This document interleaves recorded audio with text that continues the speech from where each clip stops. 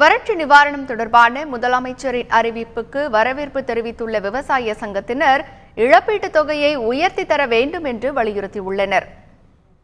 குறைந்தபட்சம் பயிர்க்கடன் முழுவதையாவது தள்ளுபடி பண்ணுவாங்கன்னு எதிர்பார்த்தோம். அது அந்த மாதிரி அறிவிப்பு இல்லாமல் இருக்கிறது ஏமாற்றம் அளிக்குது. ஒட்டுமொத்தத்தில் இந்த நிவாரணத்தை சம்பந்தமாக மாநில அரசாங்கம் மீண்டும் மறுபரிசீலனை செய்து அனைத்து விவசாயிகளையும் விவசாய தொழிலாளர்களையும் பாதுகாக்கக்கூடிய அளவில் நிவாரணத்தை அறிவிக்கணும். இறந்த விவசாயிகளை குறைவாக கணக்கிட்டு கிட்டத்தட்ட 169 விவசாயிகளுக்கு மேல் இறந்திருக்கின்ற இந்த சூழலில் இன்றைக்கு 17 விவசாயிகளை மட்டும் கணத்தில் எடுத்துக்கொண்டு அறிவித்திருப்பது என்பதும் எந்த விதத்திலும் எங்களுக்கு பொருந்தாது, மிகப்பெரிய ஏமாற்றத்தை அளிக்கிறது. இது விவசாயிகளை மிகப்பெரிய கொச்சைப்படுத்துகிற ஒரு செயலாக நாங்கள் பார்க்கிறோம். இதேபோல் தொடர்ந்து விவசாயிகளுக்கு அறிவிக்கின்ற திட்டங்கள் எதுவுமே விவசாயிகளுக்கு பலனளிக்காமல் விவசாயத்தை பாதுகாக்காமல் இருப்பது என்பது வேதனைக்குரியது. அறிவிப்பு விவசாயிகளுக்கோ விவசாய தொழிலாளர்களுக்கோ மகிழ்ச்சி தருவதான அறிவிப்பாக இல்லை. ஒன்று, தமிழகத்தில் பெருவாரியாக பயிரிடப்படுகின்ற நெல், சிறுதானியங்கள், நிலக்கடலை, பயிர் வகைகள் போன்ற பயிர்களுக்கு எவ்வளவு நிவாரணம் என்பது ஒரு முழுமையாக தெரிவிக்கப்படவில்லை. நெல்லுக்கு 5465 ரூபாய் என்று அறிவித்திருக்கிறார்கள்.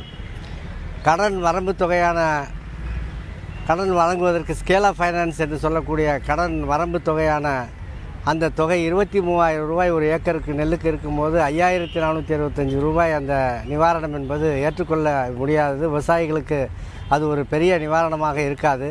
தமிழக அரசு வறட்சியால் பாதித்த பகுதியாக அறிவிப்பு செய்திருப்பதை வரவேற்கிறோம்.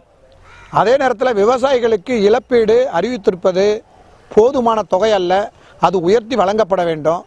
எல்லாவற்றுக்கும் மேலாக நிலவரி ரத்து என்பது ஏற்கனவே ரத்து செய்யப்பட்ட விஷயம்.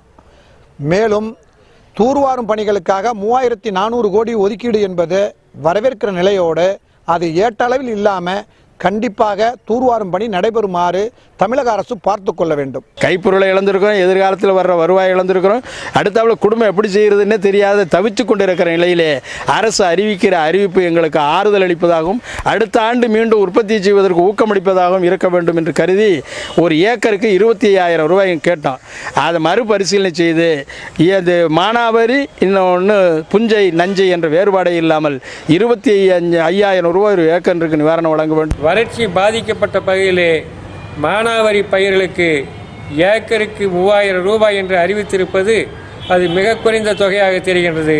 இதை பரிசீலித்து இந்த தொகையை உயர்த்தி கொடுக்க வேண்டும்.